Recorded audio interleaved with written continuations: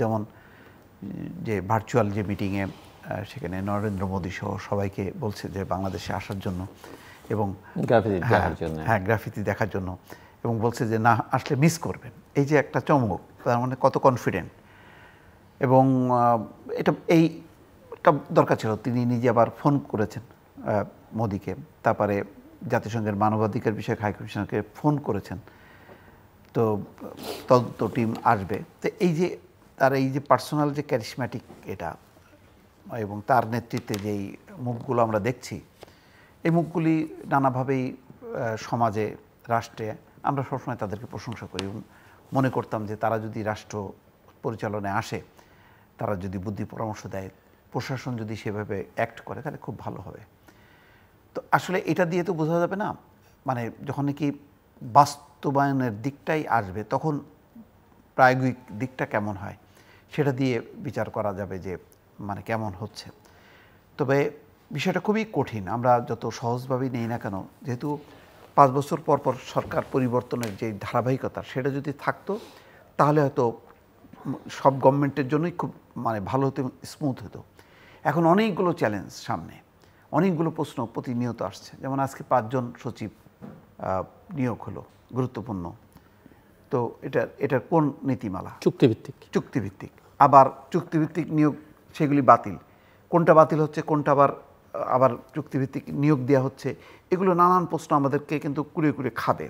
এখন গভর্নমেন্ট যারা চালায় তারা বুঝতে পারে যে আসলে কেন, কী কারণে করতে হচ্ছে। কেননা 15 বছরের যে দুঃশাসন, অপশাসন, তার বিপরীতে কাদেরকে নিয়ে সরকার পরিচালনা করার। এখন উপদেষ্টা পরিষদ ভালো হলো, কিন্তু তারা যাদেরকে দিয়ে এক্সিকিউট করবে তারা কারা? তারা তো এই 15 বছরের দুঃশাসনের তারা নানাভাবে তারা সঙ্গী।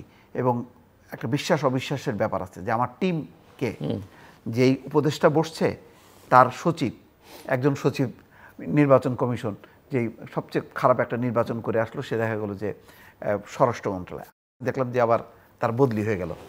এই যে অবস্থাটা, তার মানে কি যে উপদেষ্টাদের একটা মিনিস্ট্রি চালানো, সরকার চালানোর জন্য একটা ভালো টিম তারা পাচ্ছে না। এই টিমগুলি কোথা থেকে আসবে? কে দেবে ভালো টিম? এত মানে প্রশাসন রাজনৈতিকভাবে পক্ষপাত দুষ্ট, হয় সে আওয়ামী লীগ হবে, না হয় সে বিএনপি হবে, না হয় জামাত হবে। এখন আমি কি আওয়ামী লীগের বদলে কি বিএনপির বদলে কি জামাত, এই সব করতে থাকবো? নাকি পেশাদারিত্বটা প্রতিষ্ঠা করব? পেশাদারিত্বের চর্চা তো গত 15 বছর কেন, তারও আগে মানে হয়নি বলতে গেলে বাংলাদেশে। ফলে একটা পেশাদার টিম যদি না থাকে, সরকার অনেক সময় সরকারের মধ্যে অস্থিরতা থাকে। আমরা দেখি যে জাপানের সরকার এরকম আনস্টেবল, যুক্তরাজ্যে 1 বছরের মধ্যে 3টা প্রাইম মিনিস্টার দেখলাম, কিন্তু কই তার টোটাল প্রশাসন সমস্ত জায়গাগুলো তো অ্যাজ ইট ইজ থাকলো, ওখানে তো কোনো বোঝা গেল না। চিন্তা করতে হয় সরকারের মধ্যে অনেক রকম থাকে, সরকারের নীতি নির্ধারক মহলে এই কেউ পদত্যাগ করছে, কেউ আসছে যাচ্ছে, কিন্তু প্রতিষ্ঠানগুলো টিকে আছে। আমাদের তো মানে পুরোটাই ওই তাকসিমে খানকেও পদত্যাগ করতে হচ্ছে। মানে তার মানে সরকারে যখন নড়চড় হচ্ছে তখন একদম নিউজ পর্যন্ত মানে সেখানে ধস নামছে। এত ধসের একটা ধ্বংসস্তূপের মধ্য দিয়ে এই উপদেষ্টা পরিষদ, আমি যদি মনে করি যে এই ইন্টারিম গভর্নমেন্ট খুব সাকসেসফুল হবে, বিতর্কের ঊর্ধ্বে থাকবে, তা না। এখন আমরা আলোচনা করতে পারি এটা হলো না, ওটা হলো না, কিন্তু যে ওই এখন যারা হট সিটে বসছেন তারা কিন্তু বুঝতে পারছে যে কত কঠিন, এবং এই বিষয়টা কিন্তু অনেক চ্যালেঞ্জিং। এখনও প্রশাসনের বিভিন্ন শাখা প্রশাখায় গত 15 বছরের সুবিধাভোগী যারা তারা আছে, তাদের বদলে মানে কাদেরকে কীভাবে সেট করে মানে গভর্নমেন্টটা রান করবে, এটাও কিন্তু এখনও বোঝা যাচ্ছে না। ছাত্ররা চলে যাওয়ার পর হঠাৎ করে আজকে দেখা যাচ্ছে যে ট্রাফিকের অবস্থা খুব বেসামাল অবস্থা। এখন অনেকে আবার বলতে পারে, কয়দিন দেখলাম অস্থিরতা, যে এই ছাত্ররা এটা কী করতেছে, হোয়াট ইজ দিস, এটা কী হচ্ছে, ওটা সহ্য হচ্ছিল না। কিন্তু এখন আবার কয়দিন পরে আবার মনে হবে যে না, তাহলে তো আগেরটাই ভালো ছিল। তো এইরকম একটা টার্মোয়েল চলতে থাকবে আর কি। এটা তারপরে হয়তো একটা স্থির হবে। তারপরে আমি মনে করি যে সব মিলিয়ে মানে এই দুঃশাসনের মানুষ অবসান চেয়েছিল, এবং মানুষের শক্তি, ভালোবাসা, এটা দিয়ে হয়তো কারেকশন করতে করতে হয়তো এগোবে। সবচেয়ে একটা বড় একটা ধাক্কা ইন্টারিম গভর্নমেন্টের জন্য আমরা দেখলাম যে ব্রিগেডিয়ার সাখাওয়াত স্বরাষ্ট্র থেকে হঠাৎ করে পাট ও বস্ত্রে চলে গেল। আমরা জানি পাট ও বস্ত্র মন্ত্রণালয় যাদেরকে দেওয়া হয় ধারণা করা হয় এটা হলো সবচেয়ে মানে গুরুত্বহীন একটা মন্ত্রণায়, সেখানে কেউ যেতে চায় না। আমি এর আগে নানক সাহেব গেছিল, তখনও বলছে যে তাকে তো কোনো রকমে আনা হলো, এখন একটা কোনো রকমে একটা মিনিস্ট্রিতে দেওয়া হলো, মানে খুব গুরুত্বপূর্ণ না।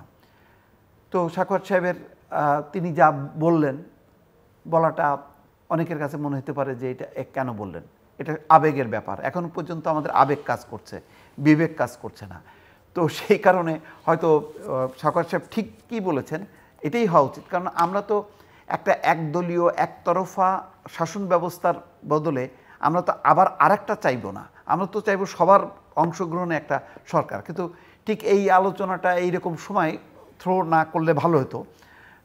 থ্রো করে খুব অপরাধ করছে তা না, সেটা বোঝার জন্য ইন্টারিম গভর্নমেন্টকে বোঝার দরকার ছিল যে না এটাকেও করতে হবে। কিন্তু এখন ইন্টারিম গভর্নমেন্টে ছাত্রও আছে, মানে 25 থেকে 85 বছর বয়সের একটা সমন্বয়। ফলে এখানে অনেক ক্ষেত্রে এখন ছাত্রদের আবেগকে গুরুত্ব দিতে হচ্ছে। সেই গুরুত্ব দিতে যে ব্রিগেডিয়ার সাখাওয়াতের মতন পরিচিত মুখ এবং তার যদি কথাগুলি যুক্তিসঙ্গত হয়, তাহলে তাকেও আবার মানে সরে যেতে হচ্ছে, তাহলে একটা অস্থিরতা এইটা চলতে থাকবে। এটা আমি একেবারে যে মানে খুব বড় ধরনের একটা মানে ভজঘট হয়ে গেল সেটা আমি মনে করি না। এটা প্রাথমিক পর্যায়ে এই ধরনের হবে। মানে ইন্টারিম গভর্নমেন্ট যারা আছে তাদের মধ্যে যেই নিজেদের বোঝাপড়ার ব্যাপারটাও আছে, যে ইউনূস সাহেব কী চাচ্ছেন, তার কাছ থেকে কয়জন কাজ করেছেন, অনেকেই করেননি। তো তাদের সাথে ঘন ঘন বৈঠক হইতে হইতে একটা সেট আপ হবে। তো এখন আমি বলবো যেটা ফাইনালি, যে এখনও সরকার খুব একটা স্টেবল হয়েছে সেটা না, হইতে যাচ্ছে। এইরকম একটা সময়ে আমরা কিন্তু আলোচনাটা করতেছি।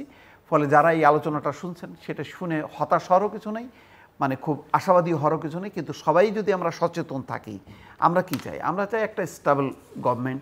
আমরা চাই যে পরিবর্তনটা ছাত্ররা আনলো সেটা যাতে যে কোনো মূল্যে আমাদেরকে ধরে রাখতে হবে। এই ধরে রাখার জন্য যার যার অবস্থান থেকে আমাদেরকে চেষ্টা করতে হবে। আমাদের সমালোচনাটাও থাকতে হবে, আবার সেই সমালোচনাটা এমন যাতে নেতিবাচক না হয় যাতে গভর্নমেন্ট কলাপস করে। কারণ এটা মনে রাখতে হবে যে এই গভর্নমেন্টের পিছনে কিন্তু সংগঠিত কোনো রাজনৈতিক শক্তি না। এটা ঠিক আওয়ামী লীগকে মাফ করবেন, বিএনপিকে প্রতিনিধিত্ব করে তাও না, জামাতকে প্রতিনিধিত্ব করছে তাও না, আবার ছাত্রদের তো কোনো সেই সাংগঠনিক নাই, একটা আবেগ আছে। আবার আগের মতো যে সশস্ত্র বাহিনীও পুরো হোল হার্টেডলি আছে সেটাও বলা যাবে, সেটাও বলা যাচ্ছে। ফলে এই বিভিন্ন অংশের নানা মানে কি বলে কম্বিনেশনে তাদের একটা নৈতিক সমর্থনে কিন্তু টিকে আছে। এখন এই নৈতিক সমর্থন কতদিন থাকবে, ভালোবাসাটা কতদিন থাকবে? বিএনপির মধ্যে যদি রাজনৈতিক আকাঙ্ক্ষা আস্তে আস্তে জাগ্রত হতে থাকে, তখন তারা মনে করবে হয়েছে তো আর কতদিন। জামাতও মনে করবে যে না আমরা তো আর কতদিন। এই যে আর কতদিন যদি অধৈর্য হয় তাহলে কিন্তু আওয়ামী লীগ তো ইতিমধ্যে 90 দিনের কথা সজীব অজয় বলেই দিয়েছে, বলছে। সেইটা হয়তো অতটা চাপ হবে না, চাপটা হবে যদি মানে বিএনপি এবং জামাত যদি তারা যদি হতাশ হয়, তারা যদি মুখ ফেরাতে শুরু করে, ছাত্রদের যে আবেগ, এবং এখন দেখলাম যে তাদের মধ্যে একটু ক্ষোভও জন্ম নিয়েছে যে এই আহত যারা তাদের চিকিৎসার ব্যাপারে। তো আজকে সাথে সাথে দেখলাম যে সব সরকারি খরচে চিকিৎসা করা হবে। তো ওদের আবেগটা খুব এখন জরুরি। এই গভর্নমেন্টকে টিকে থাকার ক্ষেত্রে আমি মনে করি যে ক্ষমতাটা হয়তো বিএনপি জামাত চায়, কিন্তু ছাত্ররা সেটা চায় না। ছাত্ররা চায় যে একটা সাকসেসফুল তারা যেটা বিপ্লবটা আনছে সেইটার বাস্তবায়ন এই ইন্টারিম গভর্নমেন্ট করুক। ফলে এই ছাত্রদের এই সমর্থনটা এবং তাদের ঐক্যবদ্ধ থাকাটা আমি মনে করি যে খুব জরুরি। সো